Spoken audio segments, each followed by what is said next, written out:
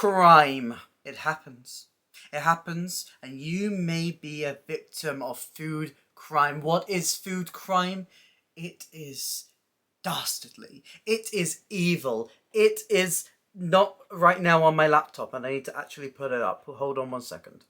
It is when restaurants do dastardly things, break all kinds of laws about food safety, and try and pull the wool over your eyes as a consumer. But thankfully, we have our government. We have our government here to make sure that you are safe from food crime. Introducing the Food Hygiene Rating Scheme. Wow. If you've ever been to a restaurant in the UK, you may have walked through those doors and you see that big black and green sticker giving it a rating out of 5. And this is legally required for restaurants to put up. This hygiene rating rates how food is handled, how food is stored, how food is prepared, the cleanliness of facilities, and how food safety is managed in restaurants. Every restaurant in the UK needs this. Every single one. But do you know what has got away without having a food hygiene rating? Musical restaurants. The restaurants in musical theatre. You know them, I know them, and yet they have been unrated. Well, today that is all going to change. I have gathered the information. I am the hygiene inspector now, and I have given a bunch of musical restaurants a rating to make sure that they are not committing food crime and that you can see these musicals safely. The way I'm taking this idea so seriously. But if you haven't seen my face before, hi, I'm Ellie. I talk about theatre. I do reviews, I do discussions, I do this, and if any of that sounds interesting to you, please consider hitting like and subscribe. It really helps me out, it helps out the channel. But let's dive into this. So I went onto Instagram and I asked you guys what musical restaurants you know. I gathered information and I picked out the best ones, the most iconic ones. This scheme is pretty much only designed to rate the actual quality and the safety of behind the scenes and the actual food handling stuff. It doesn't actually have anything to do with the quality of the food or customer service, culinary skill, presentation or comfort.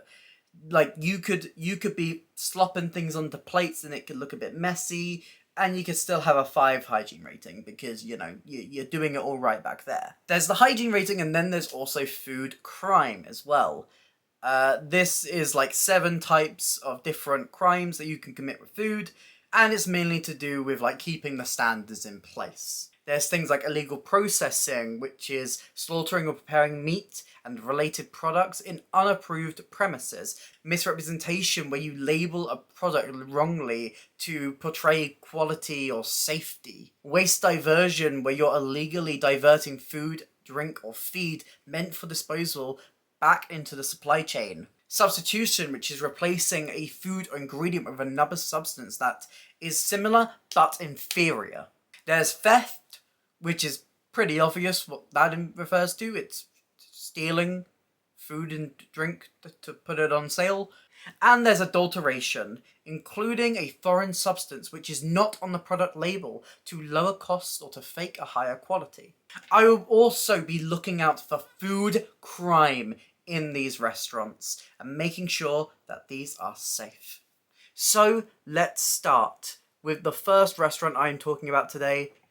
And I'm going to link these two together, actually. It is the Krusty Krab and the Chum Bucket from SpongeBob. Now, I'm putting these first because these are actually some of the hardest ones to actually give a proper rating to, because we don't spend enough time in the actual restaurants in the musical. There is so much I could talk about the cartoon, but that's not what we're doing today. There is literally an episode where a health inspector comes into the Krusty Krab and SpongeBob and Mr. Krabs developed this disgusting rotten burger, and they tried to give it to the health inspector. If we're talking about the cartoon as well, they're probably not getting a high rating. More so, I'm going to take what we know about the characters and use that as a, stepping stone to give you a rating.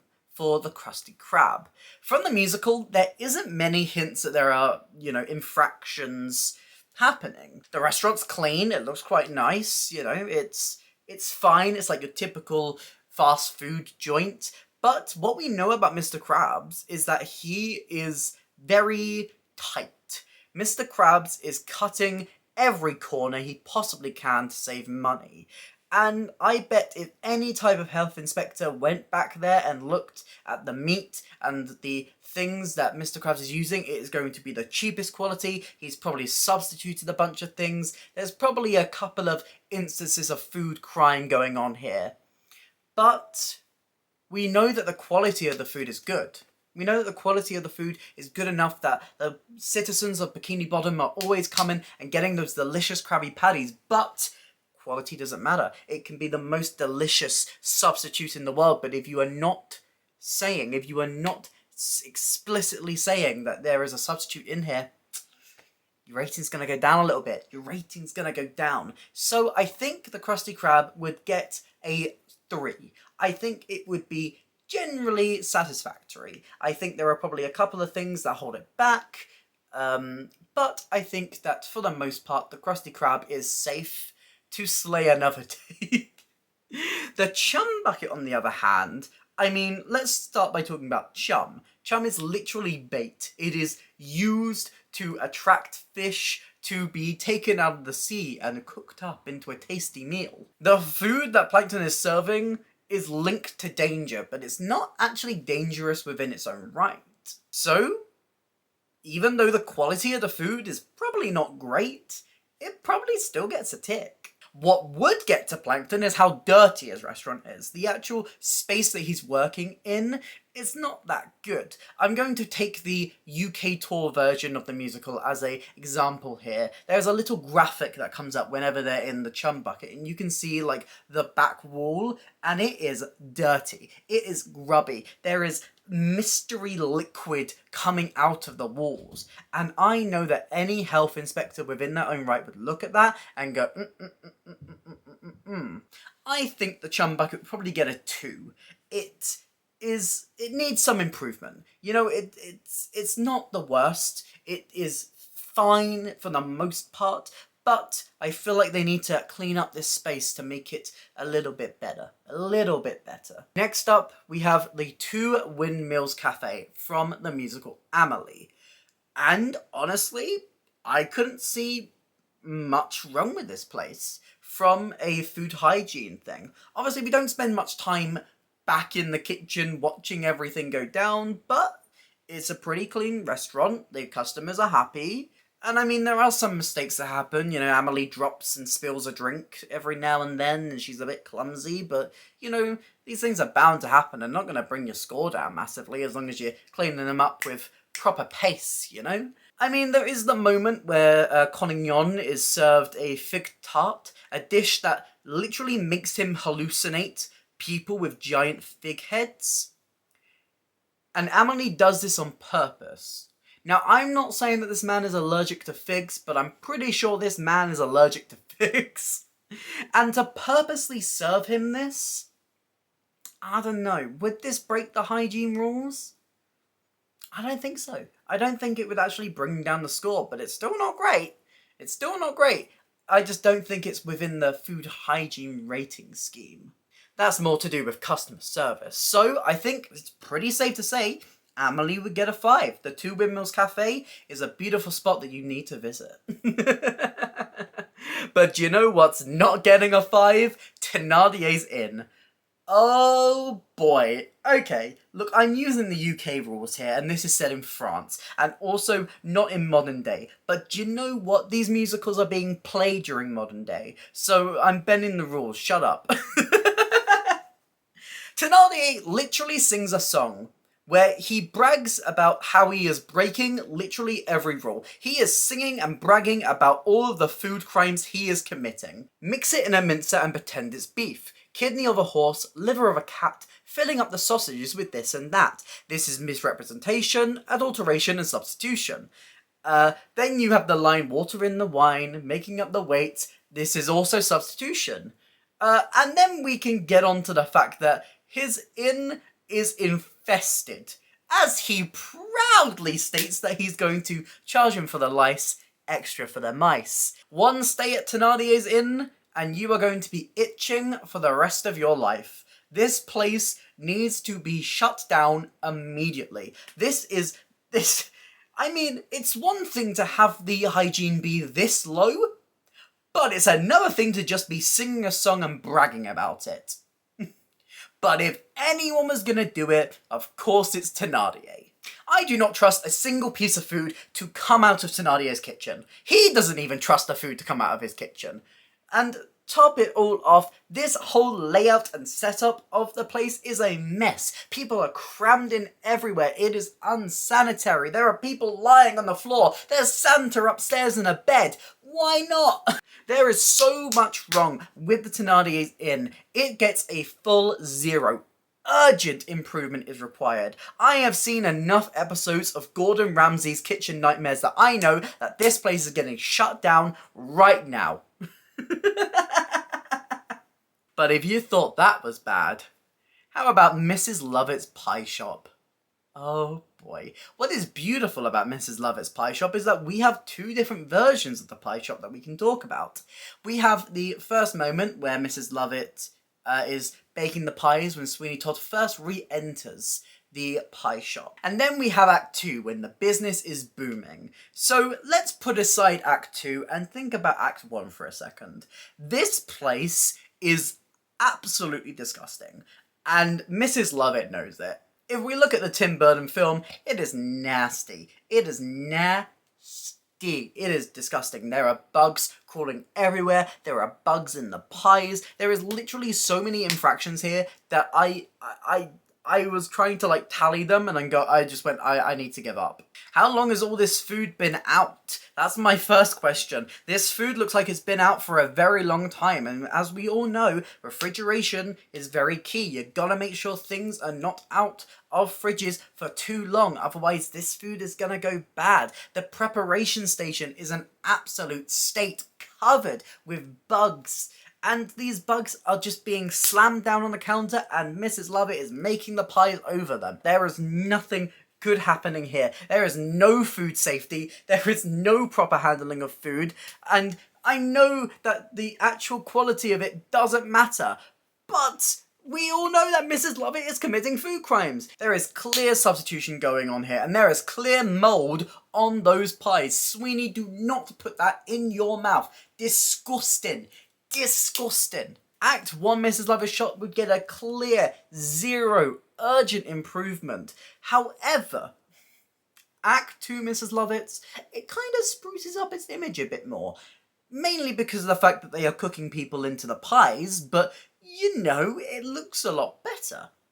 From a actual standpoint, the front of house becomes a lot cleaner. It's a lot nicer. There's a lot more people, and they've spaced them out quite well. They've actually managed to maintain a couple more food standard things, and, you know, there's less bugs everywhere. Of course, if you look past the actual front of the shop, there is a lot of food crime going on, and a lot of murder going on, which is also a crime.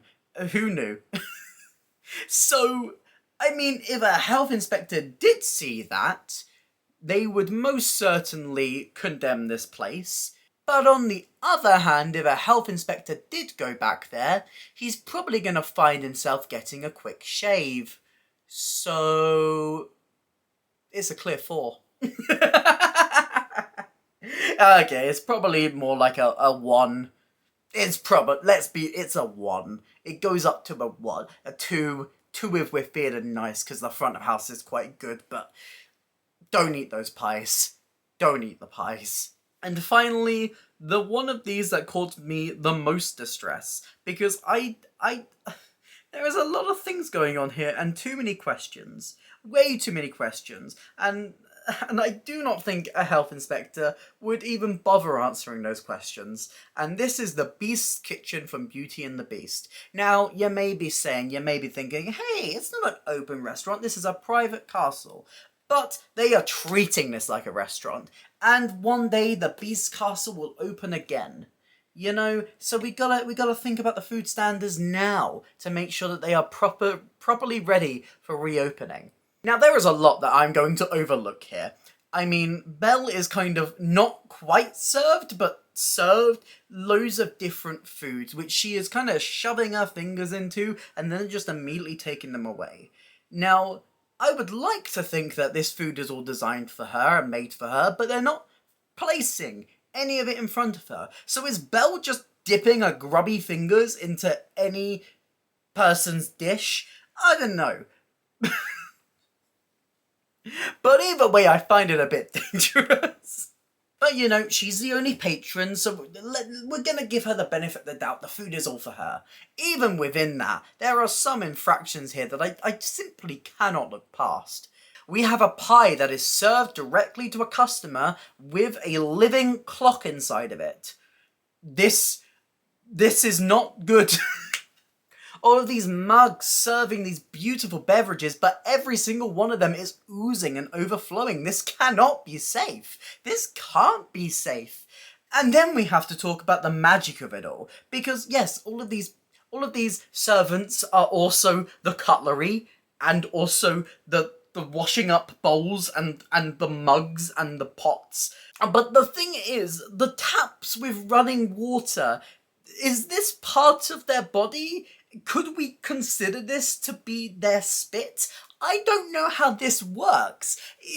Would there be like their phlegm inside this? I mean, they're talking, they have mouths. I assume that they have the ability to spit. I mean, what would happen if the human mouth couldn't spit? I don't know what would happen. And so if you think about this too hard, is there a bunch of phlegm and spit being mixed up into all of the plates that are being washed? And now I'm scared. And look, I think the spectacle is fine. We're not judging the spectacle here, we're judging the food hygiene. But if you are serving any of these cakes with all of these dusters dancing on top, the servers are literally dancing on top of the food that you are serving. There is no way this is allowed in any kind of restaurant. But they're also the cutlery. So where does this fit? I don't know. I don't know anymore. I'm giving it a 3 because I don't want to think about it anymore. There is too much. There are too many questions here, and I don't want to answer them anymore. I just want to go to bed. So what have we learned? Beauty and the Beast is an absolute nightmare that I am never going to escape from. And that's it. That's the video. Which of these restaurants do you want to go to? Which of these restaurants don't you want to go to? Which rating was I completely and utterly wrong with? Let me know all your thoughts in the comments down below.